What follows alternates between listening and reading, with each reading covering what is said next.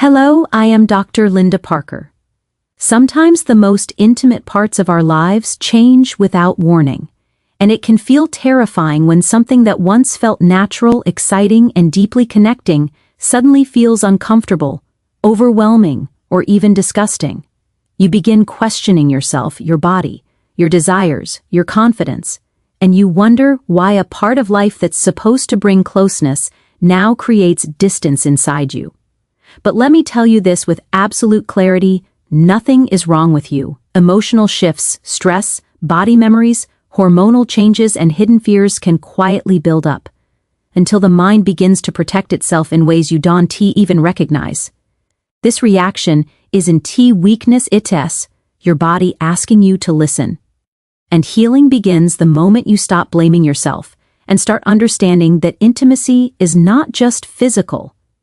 As emotional safety, trust, and feeling seen, when those deeper needs are ignored, the body speaks louder, and sometimes it speaks through discomfort. But this story isn't about losing your desire forever. It's about reclaiming it with compassion, patience, and truth. Because intimacy can return stronger, softer, and more meaningful when you learn to reconnect with your body instead of fighting against it. Disgust or discomfort during intimacy is often a protective emotional response, not a personal flaw or a sign that your desire has disappeared. Most people never learn this truth. They grow up believing that intimacy should be effortless, that desire should always be natural, that a loving partner should automatically inspire ease and pleasure. So when the body suddenly reacts with tension, nausea, withdrawal, or aversion, it feels like a betrayal. You begin to think something is wrong with you. You wonder if you're broken, if your desire is gone, if your partner will misunderstand you. But what you're re-experiencing is one of the body's deepest, oldest survival systems doing its job, protecting you from something it perceives as unsafe, overwhelming, or unprocessed. It is not a failure, it is communication. The BBROD speaks long before the mind has the words. For many people, this protective reaction is triggered by emotional stress that has gone unacknowledged. The body remembers the pressure, the exhaustion, the unresolved conflicts, and the emotional disconnection, even when the conscious mind brushes them aside. When life becomes heavy deadlines, arguments, disappointments, unresolved, hurt, the nervous system shifts into a guarded state. Intimacy requires openness, vulnerability, softness, and presence. But if your nervous system is in survival mode, even subtly, the body closes to protect you. What feels like disgust may actually be the body saying, I am overwhelmed. I need safety before I can open again. This reaction can also come from past experiences you may not fully remember or fully understand. The body stores memories, emotional, sensory, even energetic, a smell, a tone of voice, a deeper of touch, or a certain environment can activate these memories without you consciously knowing why. Suddenly the body pulls back. Not because it doesn't want intimacy, but because it's trying to prevent you from re-experiencing something that once felt threatening or painful. In these moments, it seems like avoidance is actually an instinct for self-preservation. The body is trying to keep you safe, not sabotage your connection. Another common cause is the disconnect between emotional and physical intimacy. The body needs to feel emotionally safe before it can feel physically free. If you've been carrying resentment, unspoken frustrations, or emotional hurt, even small things, they quietly build tension in the nervous system. That tension shows up in your most vulnerable moments. Many people feel ashamed of this, believing that love should erase discomfort. But love doesn't override need for emotional safety. In fact, the more you care about someone, the more your body wants to feel secure with them. If something feels emotionally off, your body will alert you not to punish you, but to guide you back to truth and communication. Hormonal shifts can also influence this protective response. Hormones affect mood, arousal, sensitivity, and emotional regulation. Stress hormones like cortisol can suppress libido, while hormonal fluctuations in menstruation, postpartum phases, or aging can heighten sensitivity to touch or smell, making certain aspects of intimacy feel unpleasable. These changes are biological, not intentional, not personal. When the body is under strain or imbalance, its priority becomes survival, not pleasure. Disgust or discomfort in these moments is the body's way of signaling. I need rest. I need nourishment. I need to heal. One of the most powerful shifts you can make is releasing shame around your reactions. Shame shuts the body down even further. Understanding opens it back up. When you stop blaming yourself and begin to see your body's responses as meaningful signals, you create space for healing. You start asking questions. What am I feeling emotionally? What stress am I carrying? What unmet needs have I ignored? What conversations have I been avoiding? What boundaries have I been afraid to express? When you listen with compassion, the body softens. The protective response becomes less intense because it no longer has to shout to be heard. Rebuilding comfort with intimacy starts from within. It begins with reconnecting to your own body in small, gentle ways, breathing deeper, noticing tension, exploring touch that feels safe and soothing, choosing moments that feel right rather than forcing closeness when you re-emotionally drape or ned. It also involves honest communication with your partner, not explaining symptoms with blame or fear, but expressing what your body needs: slowness, patience, gentleness, reassurance, or emotional connection. When a partner responds with empathy rather than frustration, the body feels safe. When safety increases, desire naturally reawakens. Remember this: your reactions do not define your worth or your capacity for intimacy. They are signs pointing you toward deeper understanding and healing. There is nothing wrong with you. Your desire is not gone. It is asking for a different kind of care. With patience, emotional reconnection, and self-compassion, the protective sensations you feel can gradually transform. What once felt uncomfortable can regain warmth. What once felt overwhelming can become grounded. What once felt like disgust can shift back into desire and closeness. Your body is not betraying you. It is guiding you. It is asking to be heard, understood, and supported. And when you honor what it's trying to protect, you open the door to a deeper, more meaningful intimacy, one built not on pressure or performance but on truth, safety, and genuine emotional connection.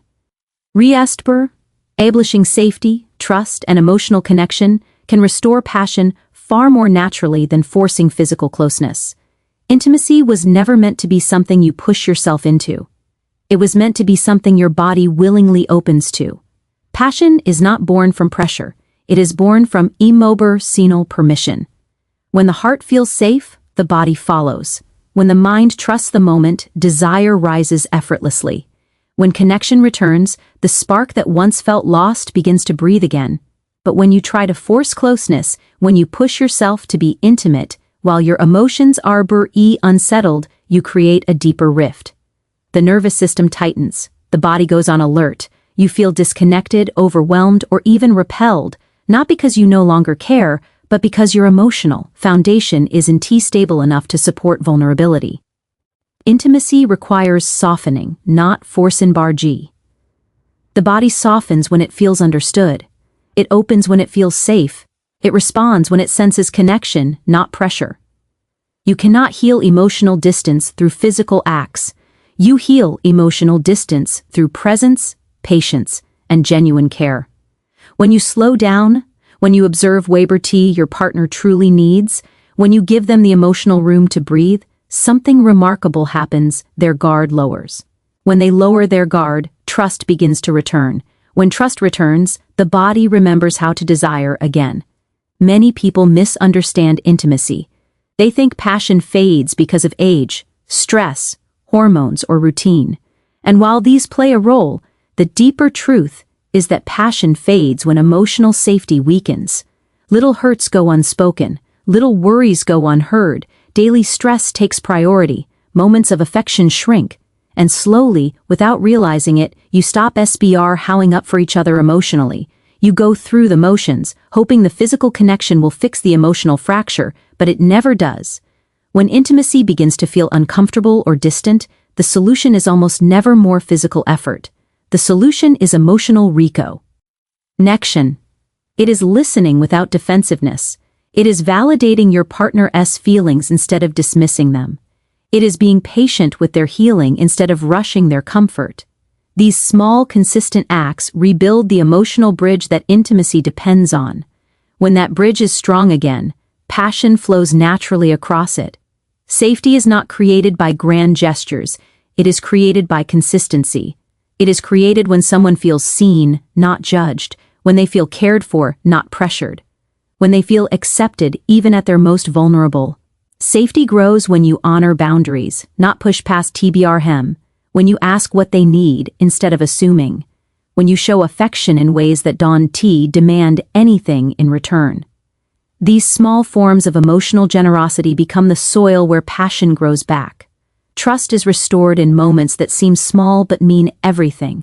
A quiet conversation where feelings are finally spoken, a gentle touch with no expectation behind it, a night spent simply holding each other without rushing toward intimacy, a day where your partner feels prioritized, not like an afterthought. Trust rebuilds when your actions say you matter, your comfort matters, your feel-ings matter. When trust returns, the body begins to feel safe again, safe to open, safe to desire, safe to connect. And emotional connection, deep, authentic, unguarded connection, is the heartbeat of intimacy. It's the way you look at each other. It's the way you listen when the other person speaks. It's the laughter you share even in stressful seasons. It's the gentleness you offer on hard days.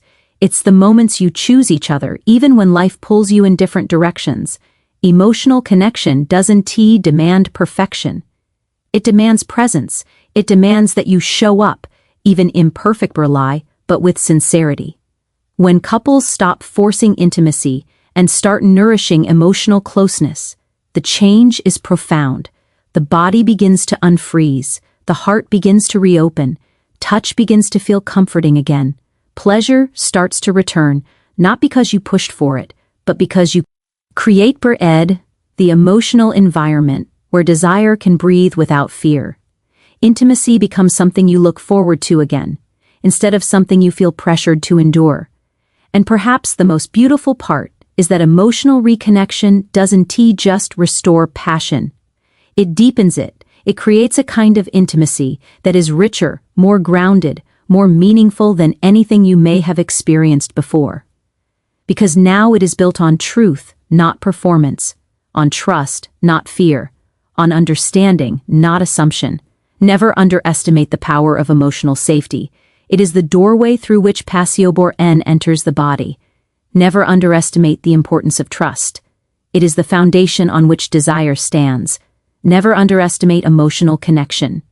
It is the fire that reignites passion without a single word.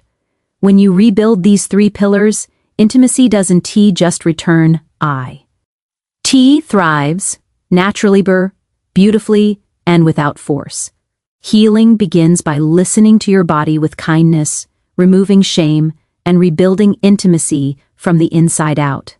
Too often, people try to fix themselves by forcing their bodies to behave a certain way, pushing through discomfort, or pretending they don't feel what they truly feel. But the body never heals through pressure. It heals through patience. It heals through understanding. It heals when you finally slow down long enough to hear what it has been trying to tell you sometimes for years. Your body is not your enemy. It is your oldest companion, the aversion that has carried you through joy, heartbreak, stress, growth, loss, and triumph. Every reaction it gives you, even the ones that confuse or frustrate you, is a message, not a malfunction. When intimacy becomes difficult, when desire disappears, or when touch feels unsettling, your body isn't betraying you. It's inviting you to pay attention to the emotional load you've been carrying. It's asking you to honor your limits instead of dismissing them. It's reminding you that healing cannot happen in a state of self-judgment. To heal, you must first create emotional softness within yourself. That softness begins with removing shame. Shame is one of the most powerful blockers of intimacy. It freezes your body, tightens your breath, and convinces you that something is wrong with you, that you were weak, damaged, or unworthy of closeness. Shame isolates you from your own body. It makes you feel your reactions are something to hide instead of something to understand. But when you let go of shame even a little, you create space for compassion. And compassion is the language your body understands best. Instead of thinking, why am I like this? Compassion asks, what am I needing right now, Bur? Instead of saying, I should be better, compassion says, I deserve patience. This shift helps the nervous system relax. When your nervous system relaxes, your body begins to feel safe again. Safety is the foundation of intimacy. From safety comes desire. From desire comes connection, and from connection comes healing. Rebuilding intimacy from the inside out means starting with emotional intimacy with yourself. It means reconnecting to your body outside the context of performance or expectation. This might look like gentle self-touch that isn't sexual, simply allowing yourself to feel warmth, pressure, and comfort. It might look like deep breathing that brings awareness back to your chest, your belly, your hips, the places that often carry unspoken tension. It might look like stretching, mindful movement, or simply placing your hand over your heart when you re-overwhelmed. These SBR acts teach your body that it is safe to relax, safe to feel, safe to be present. As your internal relationship strengthens, intimacy with others becomes more grounded. You begin to communicate your needs more clearly, not in fear, but in confidence. You learn to say, I need to go slow. Lie, or I'm feeling overwhelmed, or I need more emotional closeness before physical closeness. You begin honoring your boundaries. And boundaries are not walls, they were invitations for deeper trust. When you respect your limits, your body trusts you. When your body trusts you, it becomes more willing to open again. And when it opens, intimacy feels different, gentler, more meaningful, more connected. Rebuilding intimacy from the inside out also means embracing emotional truths that may have been ignored. If you have been stressed, grieving, disconnected, or carrying unresolved hurt, your body knows. And you start acknowledging these emotions. Instead of burying them, the tension inside you begins to loosen. Emotional release leads to physical release. Physical release leads to renewed desire. Healing intimacy is never about rushing, it's about allowing. Allowing your emotions to be valid. Allowing your body to move at its own pace. Allowing space for joy to return naturally. You rediscover desire not by chasing it, but by creating the environment where it can rise freely. This process takes courage, it takes honesty, it takes gentleness. But it also brings you home to yourself. It allows YBROU to rebuild intimacy, not as a duty or expectation, but as a connection born from authenticity, safety, and emotional truth. When you listen to your body with kindness, you begin to rebuild trust within yourself. When you remove shame, you break the chains that kept you emotionally frozen. And when you rebuild intimacy from the inside out, you awaken a deeper form of passion, one rooted in healing, self-respect, and genuine emotional connection. This is how intimacy becomes not only possible again, but profoundly fulfilling. Intimacy, at its deepest level, is never just about physical connection. It is about emotional truth, safety, and the courage to show up for yourself and your partner fully. When you begin listening to your body with kindness, when you release the weight of shame, and when you rebuild intimacy from the inside out, you create a space where desire and connection can flow naturally. Healing is not linear, and it is not instant, but every small act of self-compassion, every boundary honored, every emotion acknowledged, brings you closer to the intimacy you long for. Your body, your heart, your mind, they are all guiding you back to yourself, reminding you that pleasure bar, closeness, and connection are never lost. They have only been waiting for the right conditions to return. Trust the process, trust yourself. When safety, trust, and emotional connection are restored, passion follows not as an obligation, but as a natural expression of wholeness. You are not broken, you are not failing. You are learning to honor your body, your feelings, and your needs. And in that honoring, true intimacy, rich, tender, and fulfilling, becomes possible again, stronger and more meaningful than ever before. This is your path to reclaiming desire, connection, and the joy of being fuberly alive.